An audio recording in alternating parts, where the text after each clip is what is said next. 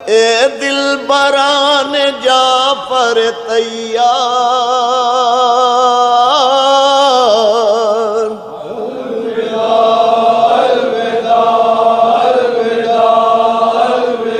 اے دل بران جعفر تیار،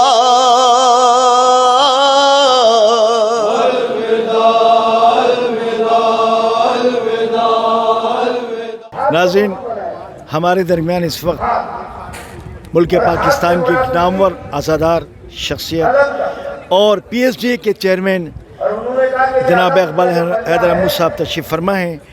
اور اقبال حیدر امو صاحب کو کون ایسا شیعہ ہے جو انہیں نہیں جانتا؟ عزاداری کے حوالے سے عزاخانے کے جو خدمات عزاخانے کی، عزاداری کی، عزاداروں کی ماشاءاللہ، اور مسلسل ساری زندگی اسی کام کو کرتے رہیں کہ عزاداروں کو محفوظ رکھو، عزاخانوں کو محفوظ رکھو، عزاداری کو قائم و دائم رکھو۔ ان کے بھی دیرانہ بہت اچھے تعلقات رہے علامہ طالب جوہری صاحب سے بھی، اور پھر علامہ ضمیر اختر نقوی صاحب سے۔ اور ضمیر اختر نقوی صاحب کے یوں سمجھ لیں کہ ان کے داست راز بھی تھے، اور ساتھ اٹھنا بیٹھنا بھی 24 گھنٹے کا تھا۔ میں نہیں سمجھتا کہ جو دل پہ ان کے گزر رہی ہوگی، یہ میرے لیے بڑا مشکل ہے کہ میں ان سے یہ سوال کروں کہ امو یہ بتائیے گا کہ ضمیر اختر نقوی صاحب کے اچانک رحلت کے بعد آپ کے کیا تاثرات ہیں؟ ضمیر اختر نقوی صاحب ایک تاریخ ساز، ایک عہد ساز شخصیت کے مالک تھے۔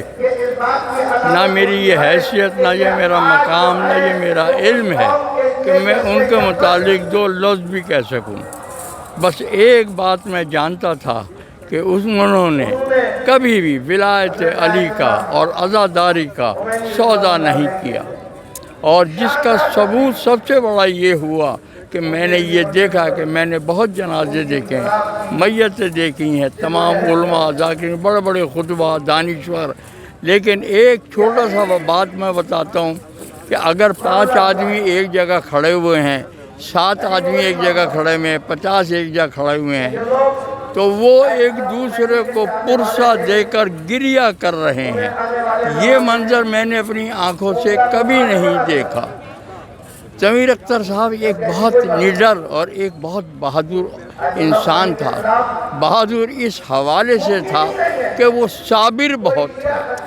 جتنے ان کے اوپر باتیں لگائی گئیں، جو کچھ ان کو کہا گیا، کمال تھا کہ صبر جو تھا، اور وہ ظاہر چیز ہے کہ واقعی انہوں نے وہ سبق کربلا سے لیا کہ مظلومیت کے اندر، خاموشی کے اندر، صبر کے اندر، کیونکہ پروردگار نے کہیں یہ نہیں کہا کہ میں سب سے زیادہ نماز پڑھنے والے کے ساتھ ہوں، حج کرنے والوں کے ساتھ ہوں، زکوٰۃ دینے والوں کے ساتھ ہوں۔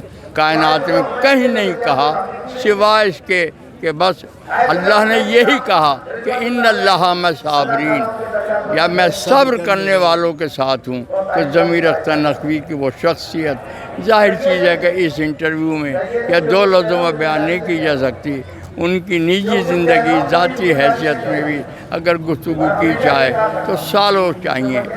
وہ اثاثہ چھوڑ کر گئے ہیں قوم کے لیے کہ جس میں آوازیں، تقریریں ہوا میں اڑ جاتی ہیں، لیکن وہ سرمایہ دے کر گئے اس قوم کو کہ اگر وہ چاہے تو اس سے مستفید ہو سکتی ہے، اور پوری طریقے سے ان کا مشن کو چلا سکتی ہے۔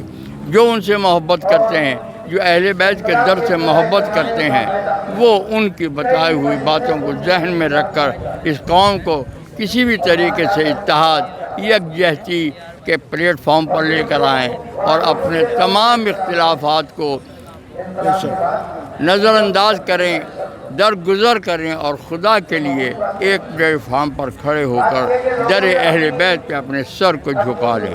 شکریہ، بہت شکریہ۔ اے دل بران جعفر تیار،